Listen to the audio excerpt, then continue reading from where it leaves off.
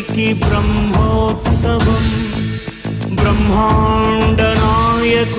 బ్రహ్మోత్సవం, బహురూపధారునికి బ్రహ్మోత్సవం, శ్రీభూసతులతో శరణాగతులతో, శ్రీభూసతులతో శరణాగతులతో, ఏడు కొండల పైన చక్కగా బ్రహ్మరూపుని